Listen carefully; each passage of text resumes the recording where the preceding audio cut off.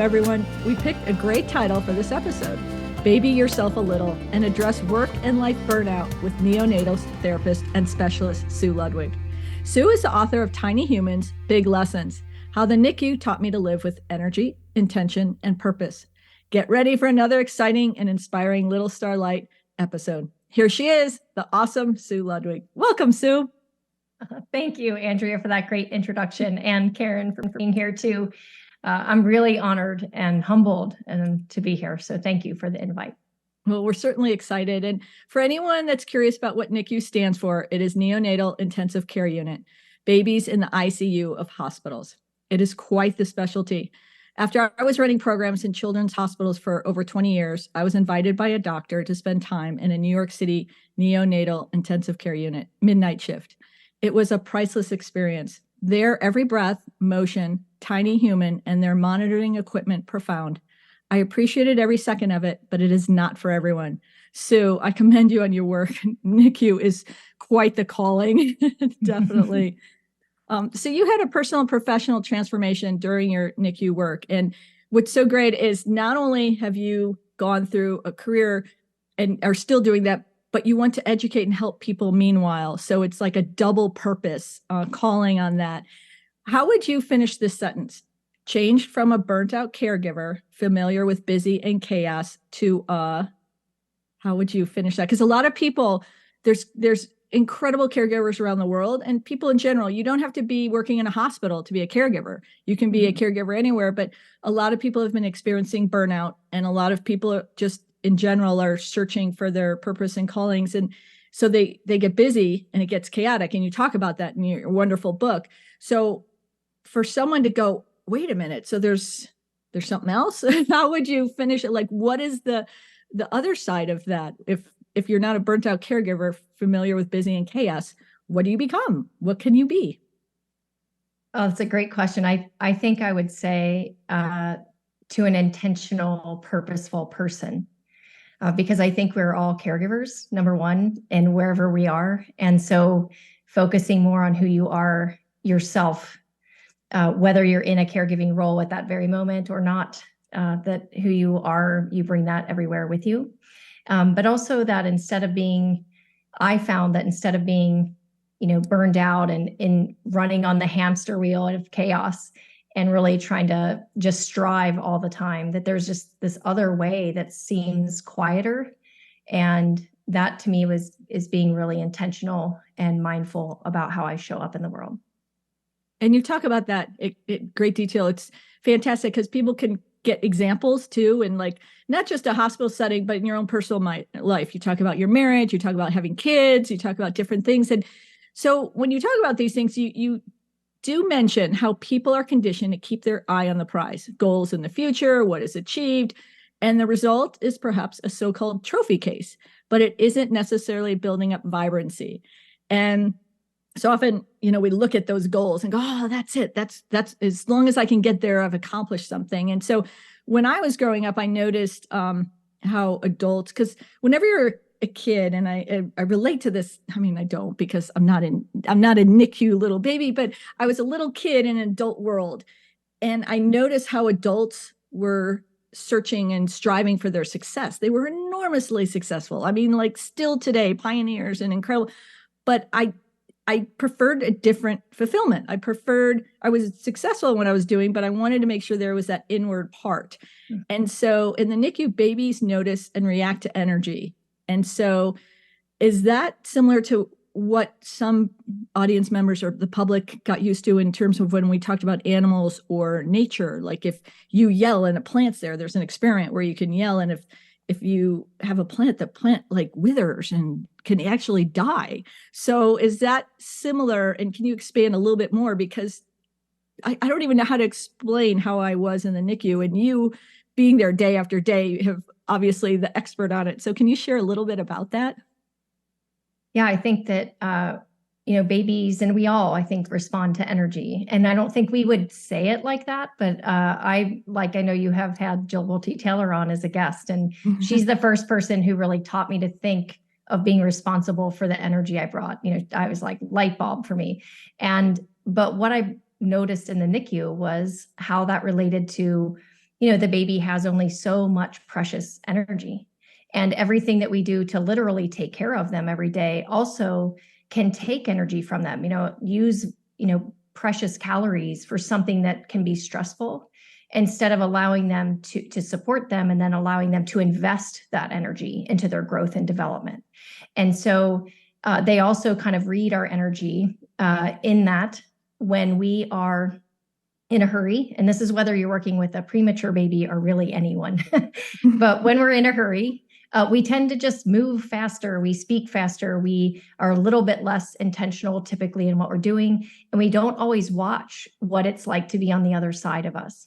But with the babies in the NICU, we had to be so conscious of what we were doing, because just moving a little too fast, turning them over real quickly, not watching their stress cues or not responding to them could really lead to them being less stable and wasting a lot of energy just being stressed, flailing about, maybe dropping their heart rate, doing things that were really stressful to them if we weren't paying attention to the energy we brought to them. So instead, when I was more intentional and I kind of paused and had that moment before I entered that space, I moved slower. I observed them more. I was more attuned to them and what it might be like to be on the other side of me, and to let my stress go from whatever else was going on in the unit or in my life and really be there for them. And then together, we actually both got more energy. They conserved energy and I felt better innately about what I was doing because I knew it was better. I knew it was more supportive. And I think we all in every day, we encounter energy when we're people in our own lives, walking past people in the hallway. We're just naturally kind of attracted to some people because of their energy. And we are repelled by people because of their energy. We might take a different route around our own house or a different route in your workplace because of trying to avoid negative energy. And then you can have great energy, like at a sporting event when everyone's cheering. That is an energy, right? You can feel it. So it's not some kind of, woo-woo ethereal thing. It is very real to appreciate that about somebody else. And we can learn to hone that skill. Yeah, you mentioned Dr. Jill Bolte Taylor, and it's great because even on her emails at the bottom, it says, be responsible for the energy that you bring in. And I love talking to her about that at Little Star Foundation and all of our kids' cancer programs or whatever children's programs we're running. I've always made sure, like, hey, look, I get it. People have lives, but can you put your life somewhere else before you come in here? Because these kids and families have gone through so much. They don't need anything that's, I don't want to say toxic because that's a little severe, but they don't, even if you're thinking about, oh, my child's at the dentist or they forgot their homework. It's like that subtleness, it can be picked up in someone else. And so it's very important. And it was the same thing when we started this podcast. It's like, okay, everybody's got to be just ready to go and be in a happy place. Let's be in a happy place, because if we're not, it's not really going to work, and so balancing those different things, because some people thrive in joy and some thrive in something else. And everyone is immersed in their work. So it's such an important thing. And it's exactly like you said, so often we just continue with our life and don't pay attention to that. And so before I go further, because I love the energy subject and the NICU and what the babies teach, I'm going to bring in Karen so she can join the conversation. Hi, Sue. It's a pleasure meeting you. I read all about you, so I'm so ready to ask you questions. So my first question actually is, what enticed you to work with babies? It was personal first, in that I'm the youngest of 5 kids, and I had a couple nieces and nephews that were born prematurely, and I was still in college at the time. So I was in OT school, and I didn't know that was a place where occupational therapists could work in the NICU. And when I found that out, I was very intrigued about what that would look like. But mostly it was because I saw what it looked like for their parents and the struggles that they had, some which were short-lived and some which were lifelong for one of my other nieces. And I thought, if there's something I can bring to the table in that little special place, I would love to do that. And it's a really hard place to get into. So I saw adults first when I was an early therapist, but once I found my way to the NICU, I never left. Wow, that's awesome. So now you say you're an occupational therapist. So I know that OT works with patients who have mental and physical or emotional disabilities, and you work with them to improve their ability to perform daily activities. As an OT, how do you help babies improve their daily life activities? Like, would you give an example? Sure. So for babies, I would think of their daily activities more as bonding and development and feeding and growing. And so in order to help them do those things, one, in the NICU, we also do a lot of preventative work.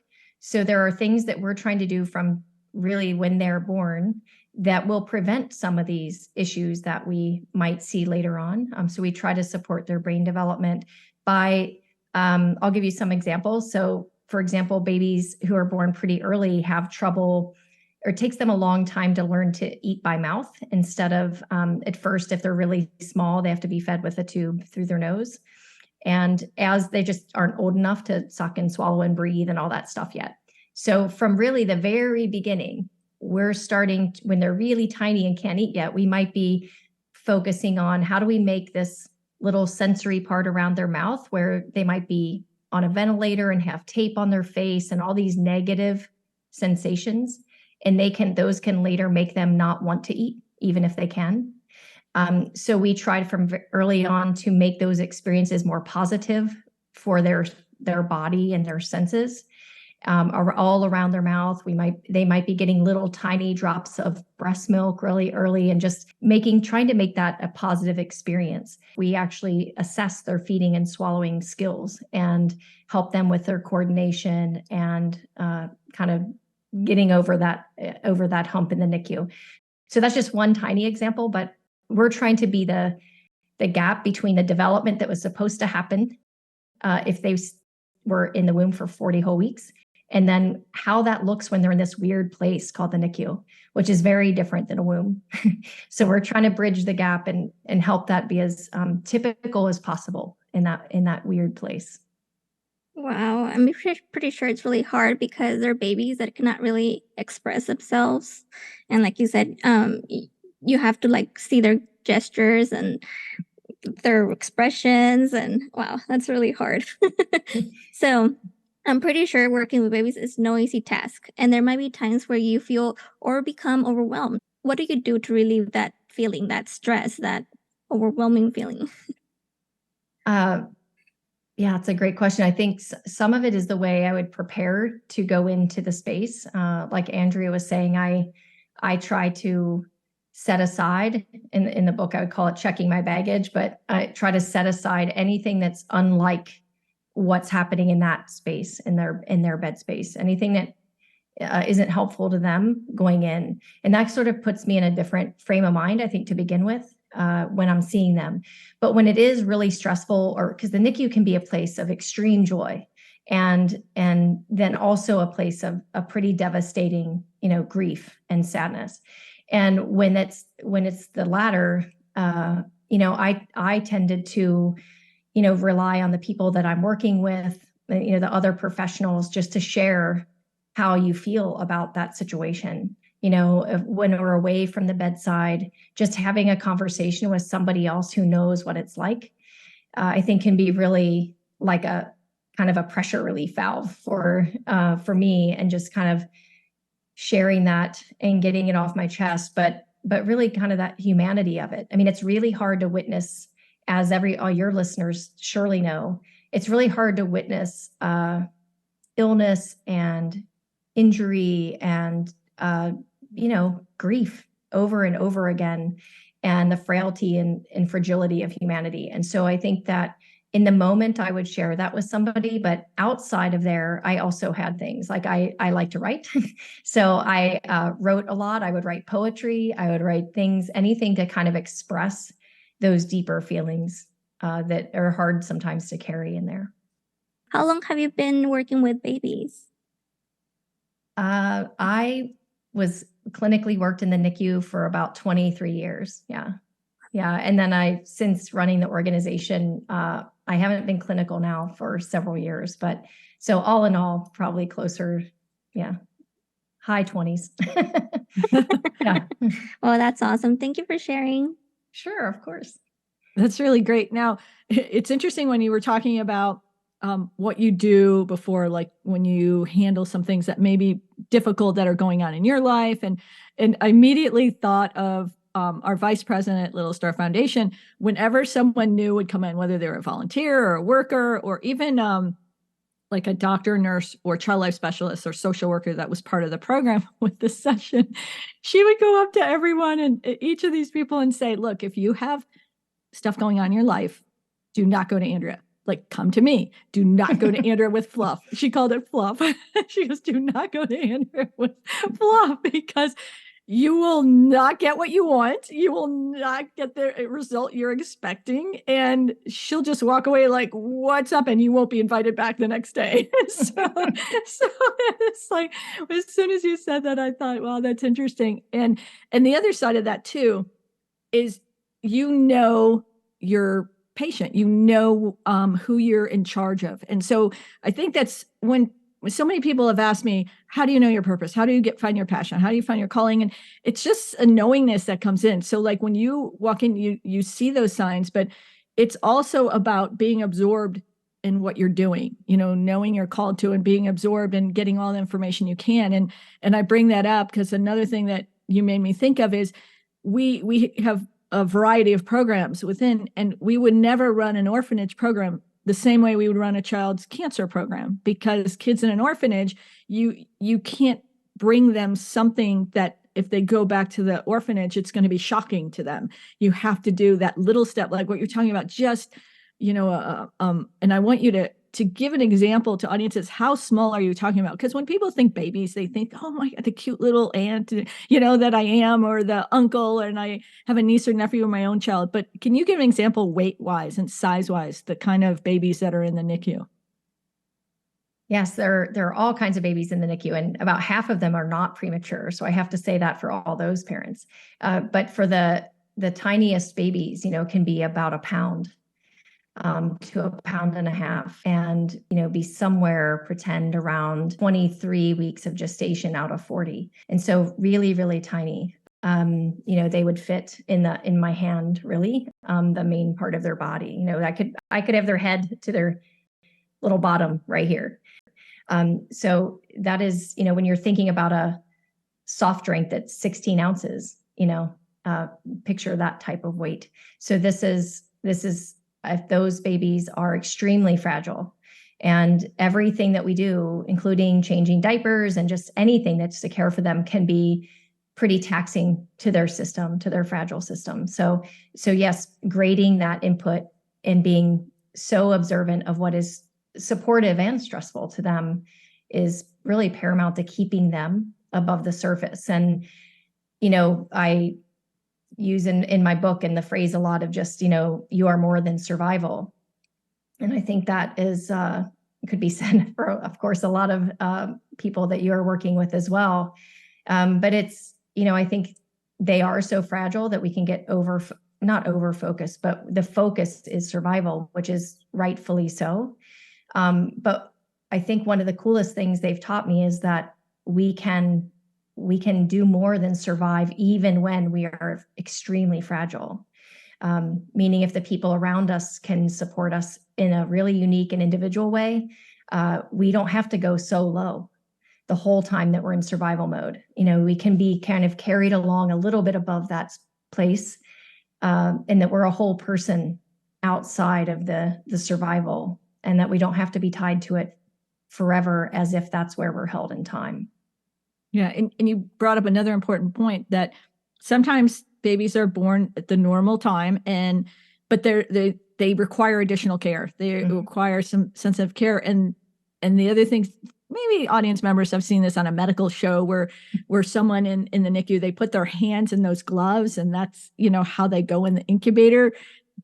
That is amazing, because it's, I can't even comprehend how delicate that was. Like, you have to have a certain expertise or a training. Did you have any training before that? Like, I don't know, something other than on a baby when you went in and did that? Yeah, working with a baby in an incubator it's a weird thing because your hands are separated. I forget now until I watch like a new resident try to do it, and then you're like, oh yeah, I forgot that's a skill. But I think what I didn't have any training in that way, but what I think the nurses taught me well was to, I started with more stable babies who were bigger, and learned, the kind of like as a therapist, learned a lot of handling techniques that I could apply to those babies. But then I had to kind of work my way backwards and understand how that would look for then a younger, smaller, more fragile baby, younger still. And that took a long time to develop that sensitivity. And I would get a lot of input and from the nurses that I worked with. They were fantastic at helping me understand all of those nuances and learn how to better handle those really teeny tiny babies. And the parents of course are frightened, so frightened to touch their babies. So part of what we're doing is trying to connect them always. Yeah. Yeah. When I was in that midnight shift NICU, it was like every breath, every movement was intentional. There was such a purpose behind it. And so when I watched one of the experts in there, it was almost as if they became connected to the baby. It was one. It was really a special thing. So parents out there, if you do have a child in the NICU, they are in the best hands in the world. They're some of the most special people. So thank you, Sue. We're going to switch a little to more of the adult side just for a moment. Yeah. So pace and chaos is relative. How one invites and disinvites them, perhaps different for each person. So caregiver work and life burnout. What is your deeper dive advice on living without burnout, besides the more obvious, do what you are called to and are passionate about? I think part of not getting into the burnout or coming out of the burnout is one, just recognizing that that's where we are. Because I think I was personally sort of just running on that hamster wheel and not even aware that I was exhausted, because my exhaustion didn't look like what I would have thought it should. Meaning I wasn't, napping all the time or whatever. I was falling asleep everywhere because I wasn't sleeping. And, I was not present a lot of the time. So I think recognizing what burnout can look like and feeling that loss of purpose, when we're in that place. And instead of thinking, I hate my job or that this is, going on, it's sort of like, what's under that?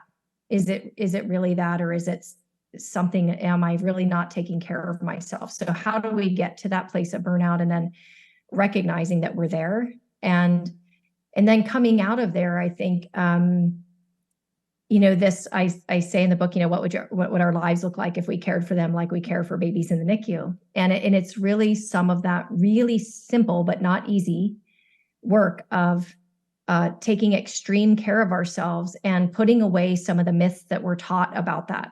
So that, I think especially when we're givers and we like to help other people, we can feel like it's selfish to do anything at all for ourselves. And recognizing that it doesn't have to be, you take a year sabbatical or go on a expensive whatever vacation, that it's really in the small moments of our lives that if we learn to really care for ourselves, it will translate. Meaning that, do we give ourselves 5 minutes before we walk in our door to home to just breathe and redecide who we want to be when we go into the kitchen? Do we eat real food? Do we eat actually maybe sitting down for 5 seconds? Do we talk? Do we have good relationships? Do we actually engage in them if we do? So these little, again, simple but not easy things. I think we think that kind of transforming out of that place of burnout has to be a really dramatic thing, but I think it's the opposite. I think we get to burnout very slowly, and I think the things that get us out of that are just iterations of that extreme self-care over and over and over. And giving up, you were saying before about the trophy and the striving and I love a goal. So don't get me wrong. I have many goals. I pursue my goals. I like to achieve things, but I think when we confuse achievement with worthiness is where we get in trouble sometimes. And, you get the trophy and then the minute later it feels empty.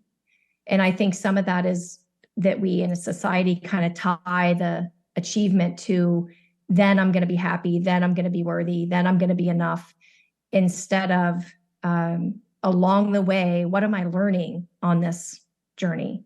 What am I savoring on this journey? What delights me on this journey? Because those things are repeatable, and I really think that the purpose piece for me is portable. Like, I feel like, Andrea, if you weren't doing exactly this thing that you've been so passionate about for decades, you would be doing something else amazing with I think you carry your purpose in you, and you apply that to something you're really passionate about. And if something went away, or someone lost the job they loved, or a relationship, they get to carry that purpose still with them and reapply it in some other way, if that makes sense. No, that's really well said. We had a little thing that, on another podcast where we picked a couple items on a list that were like words of wisdom, and one of the ones that Karen picked was do things in moderation, which is a really important thing to do. It had to do with sending your child off to college and what moms were telling kids going to college, and it was a really great one. And she goes, whether it's drinking or eating and all this, and so she said it, and I thought, oh gosh, I am so bad at that one. Because, I'm not talking about the eating or drinking. That's not an issue. It's just, and I've thought about this, Karen, all week. We're going to talk about this on another episode. I thought about this. I was up in the middle of the night going, moderation, that's just so not me. Do I need to start doing something different? And I thought about it, and I even said, and then like professional athletes, moderation, you really don't get to that level with moderation. It just doesn't happen. And I thought about this further. A lot of people in business that I know, really, they excelled because they just consume themselves with something. So I was going to tell Karen next time we're on a podcast, is it okay if I just like and you mentioned that's the reason I brought this up, Sue, as you mentioned, I would be passionate about something else. Like when we started this, I was like, we have to give every audience member the best we can possibly do, and meanwhile, we don't know where buttons are. We don't know how to plug in things. We don't know where can we find the gas. We have no idea what we're doing. But I looked out in the world in a sense and thought, people are hurting. We help the little ones, not babies, but children, but the parents of the children and the brothers and the sisters. And there's a whole group out there, population, that maybe we can help. Maybe we can inspire their day, or just give them a laugh that day, or words of wisdom from people who are doing these extraordinary things like yourself. And we're not asking people to go out and get a career in neonatal or NICU, but if you're called to, definitely do it. But we're asking people that we're all in this together. And when we're in something together, we can have the fullest life you can possibly have. So I was wondering if you'd be interested in doing this, because I'm fortunate, because in the situation that I've been in for, it's over 38 years, just 38 years at Little Star. I was helping kids in hospitals before, but once you see a child that is in a hospital and doesn't know if they're going to make their next birthday, doesn't know if they're going to have cake or a present or fun, they would take just being home doing chores compared to what they're doing. And once you see that, it's easy to be consumed by that and wanting to make a difference. I mean, for me, at least it was.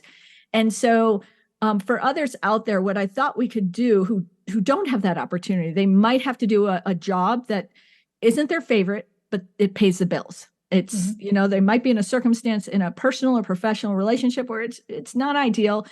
They're making steps to get somewhere where they want to be, but they're not there yet. And so we want to kind of lift them up. And so I thought we would do this thing, which I came up with momentarily to this, which is called a compassion community communication experiment. I just went with a bunch of C's. And I thought, Sue, you could start this, because what you really wanted to make sure people knew in their life, and you put this in your book throughout the chapters, is it's about letting go of things, but also evolving to embrace new things. And you have done that. And what is so great about your story is it's relatable. You had a career, you have a marriage and children, and you want to do the best you can, be the best person, but in my life, I do have a lot of relatable things in my history. It just isn't. And so would you share about how you started taking those little steps of participating and saying, okay, this is going to become a bigger wave? So how, what was, like, you mentioned, who do you decide to spend more time with? How did that come about? Like, how can a person do that? I decided it was part of the energy thing, really, because I started noticing how I was or how I wanted to be and how the people that I was spending the most time with were. And I wanted to be around people who were on purpose, who felt alive, who had a lot of joy, not because they had an easy life. Usually it was the opposite, but they knew how to find joy anywhere kind of people. And so there was I call them shiny people, but they're just like someone who you're like, oh, I want to spend more time with that kind of person. And I just started to pay attention. So I think one of the things kind of throughout is just to think, I don't have to do something giant. I can just start by noticing anything. And so I started noticing how I felt around certain people and how I felt around other people. And then I just slowly shifted, by not spending a lot of time with the people that were really negative, or all they did is talk about other people, or they just didn't have any interest in growing at all themselves. And I sort of shifted that time to, people that were really lit up with what they were doing, or they just were real. I just felt like they were real. They were honest. They were who they said they were. And I said no to a lot of invitations, a lot of things I probably was supposed to be at. And I just sort of, I would say, pruned my life, and let go of a lot, whether it was people or just the frequency with those people. I didn't banish all these people from my life, but I might have spent less time with them and more time with others. And slowly I kind of built this really, I think, powerful circle of friends and people that I could trust no matter what. And I would rather spend just my personality. This isn't for everyone, but I'd rather spend deeper time with fewer people than shallower time with a lot of people.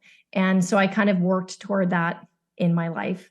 And I think it was the same for a lot of the iterations of doing something new. I was, petrified. I didn't know how to start an organization. I didn't know how to do all the things I'm doing now at all. But, I learned that I could take one little step and just the world didn't stop. I was such a perfectionist and I thought I had to know how to do everything before I took the first step. And I really had to deconstruct that and practice failing. And wait a minute, you just said practice failing. Yes. That's a good one. It's a great one. Seriously, because most people think you have to be great at something. Just watch our podcast from the beginning, or even now, and you'll know you can do anything. Those go forth and give it a go just to make my day happier. Let's do it. But it's such an important point. So share a little bit more on that, because every step, regardless of what happens, and I want to touch on this before I move into that one part. You also said about shifting a little bit people relationship wise. And I want audiences to know that even if someone comes in, there's so much punishment I see of people punishing themselves and going, gosh, I shouldn't have done that.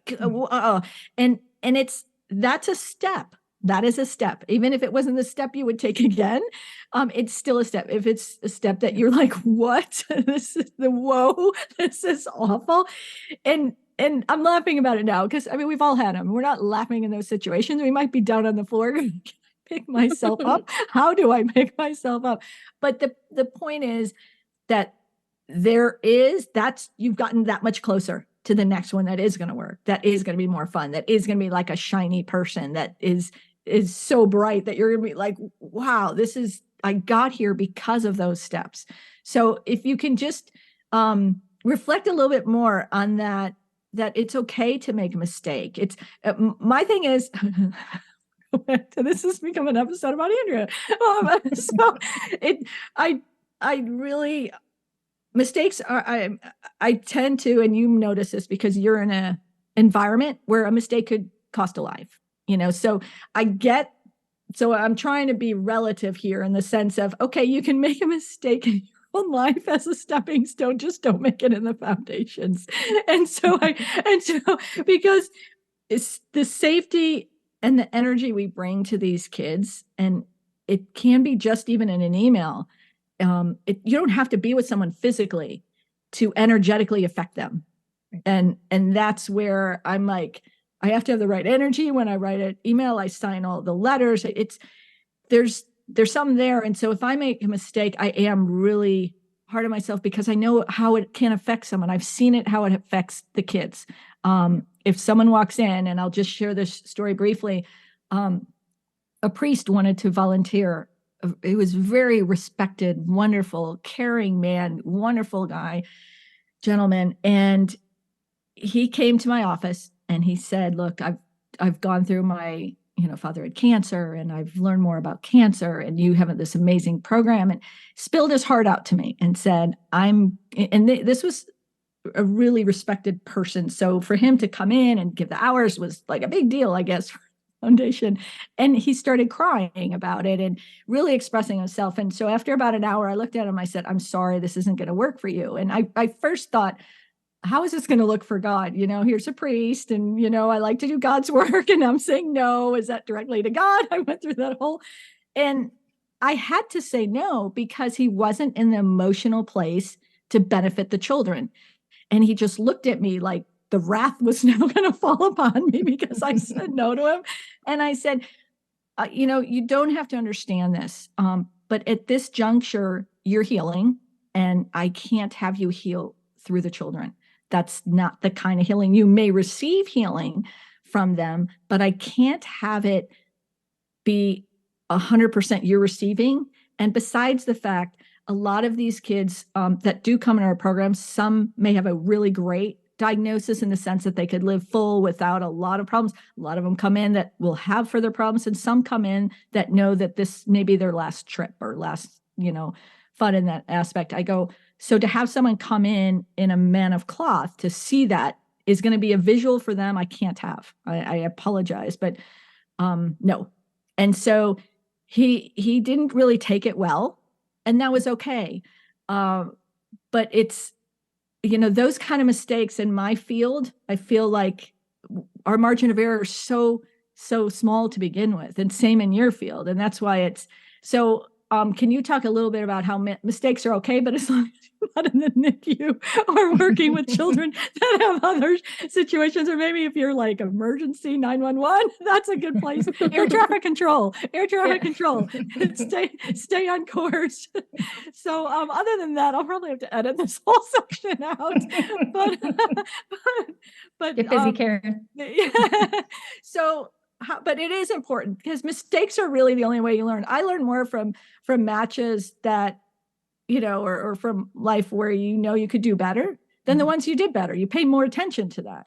So can you share a little bit more on that in ways that that it's okay, be a little, baby yourself. That's the whole point of like, how does an adult who has given their whole life and they think they've done great, but they're not living their potential, how can you help them say, those aren't mistakes, those were stepping stones. Now it's time to baby yourself.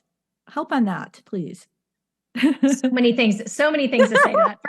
First, I just have to say, there's a reason that some jobs and some callings are higher stress, and it's because of the weight of what you're carrying to protect the people that you're serving.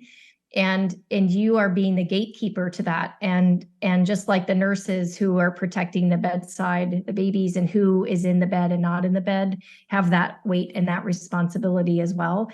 But like, so thankful for you that you were in that place that and saw that person's energy would take energy from those precious kids. It would be obvious that it would be taking something, just like they don't have the bandwidth for our stuff. So that's why we have to leave it outside that sacred place. You step into their circle, it's about them. It's not my bedside. It's not my world, even if it's in the hospital, the unit, it's there. And so I just really appreciate that you were able to do that for them. And it's, and it's really good that there are advocates in place in the world for people like them. So I love that you did that.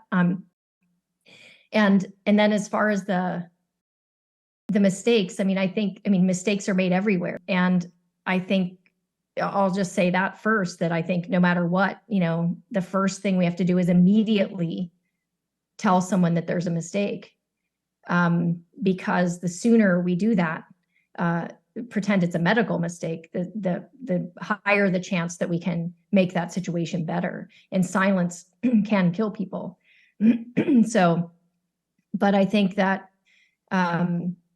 when we're talking about regular life and practicing failing, that really that's how development works. So even if you take a baby learning to walk, they fall, they get back up. And the act of falling and getting back up makes them stronger. It improves their balance. It gives them practice. It is not like we just pop up and walk one day. And the quote failing is part of the process. And I think it's the same for everything. When we're learning and doing anything new, we don't innately know how to do it, which was part of my own perfection of how do I just arrive at somewhere that I don't know how to do, right? It's so weird what we do to ourselves and punish ourselves all along the way. And instead I can say, this is actually something I've never done before, and I'm probably going to mess it up along the way. But that's where all the sweet stuff is. That's where the lessons are. When I was a new speaker, I felt that way. When I was a new writer, I felt that way. New therapist, felt that way. And I think I've had one of the best things I ever learned for my anti-perfectionism was just to say, I don't know. To say, I don't know something was a big deal for me. Or I don't know how to do that. Or can you help me with that? But then it was so freeing when I started to practice that and learn that people are mostly really willing to help. And people are really, as you guys have experienced, same when I started NANT, is I didn't know how to do anything, but I found that people are really forgiving when they know you're really trying hard to do the right thing. And if we're just hey, this is really imperfect, but here's the podcast, this is really imperfect, but here's our first national conference where we picked the wrong room for this and we didn't have enough people here. And, we forgot whatever there. And mostly people were just happy to be together, and they forgave us because we were trying to make things better. So one of the ways I like to think of it though, in my everyday life is that, we have all these moments all day, which mostly fly past us. But I like to think about it where, moments are great because there's always another one. I mean, typically things are going well. So if I mess up this moment, then I can redecide and regroup and say, how do I want to be in the next one? So if I say something I didn't mean to say to somebody, and I know I hurt their feelings, even my own child or whoever, I got better at faster and faster, kind of realizing what I had done. And then saying I really did. That's not what I wanted to say.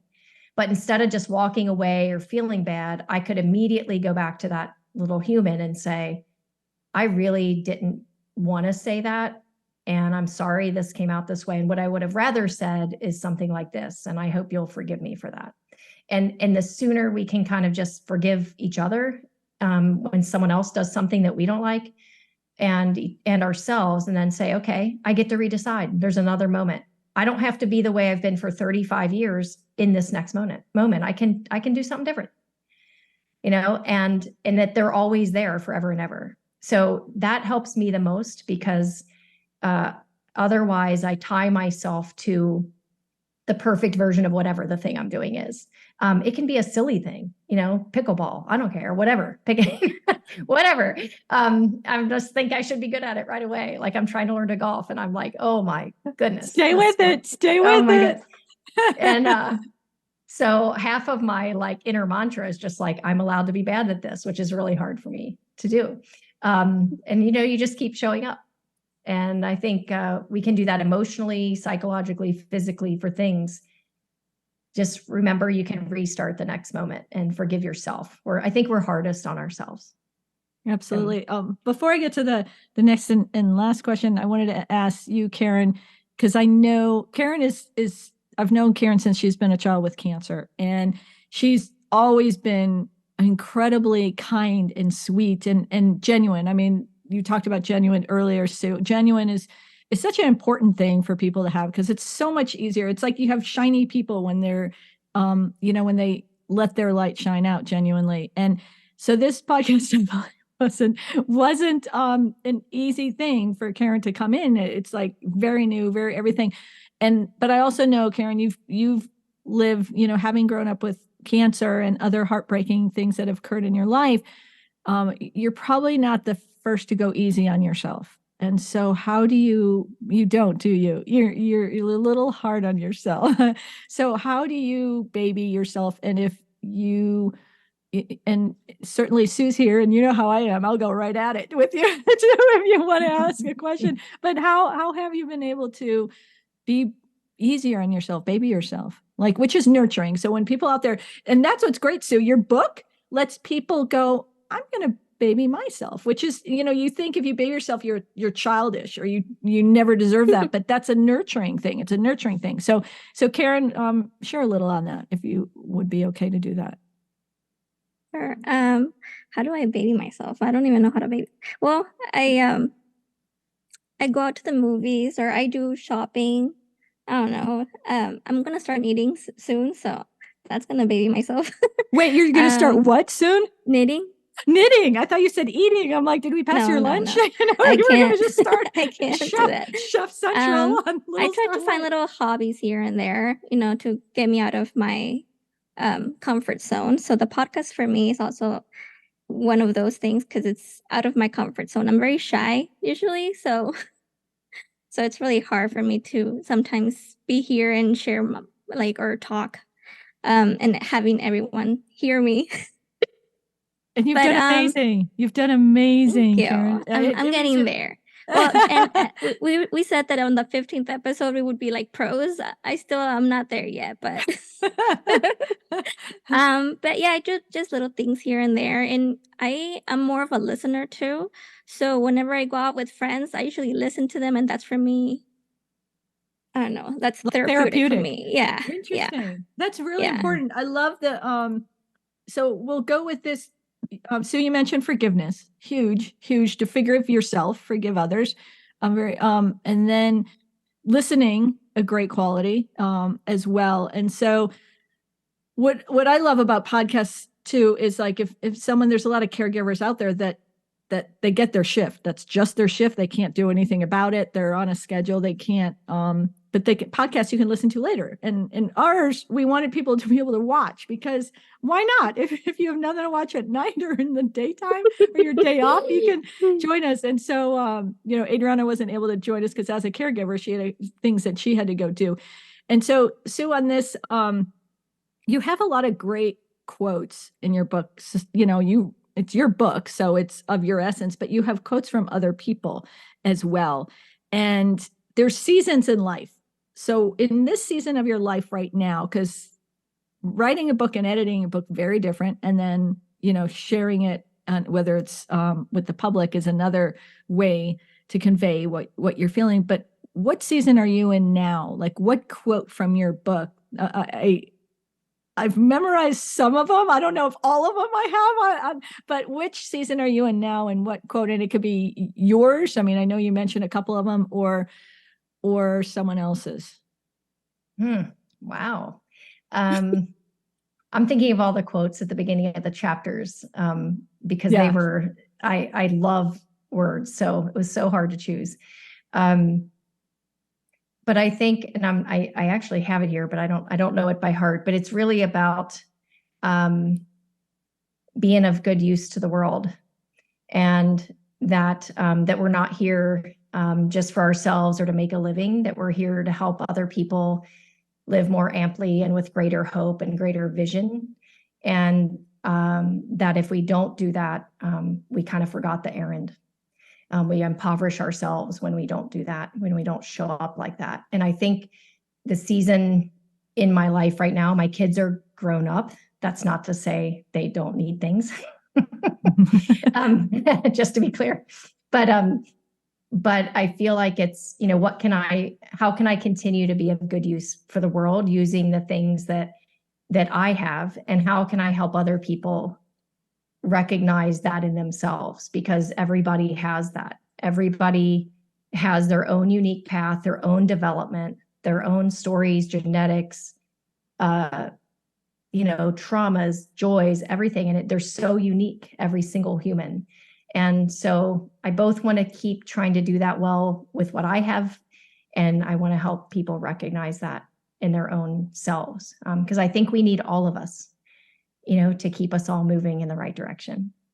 Absolutely. I look at the world as we're both. We're in the NICU. We're like the patient. We're like the little human, and we're also the bigger human. And it's like teacher and student in a sense, where you're both the same all the time, but at certain times you may require to be the teacher, and other times you're required to be the student, where you might require the helping hand, or you might be the helping hand, but you're capable of both.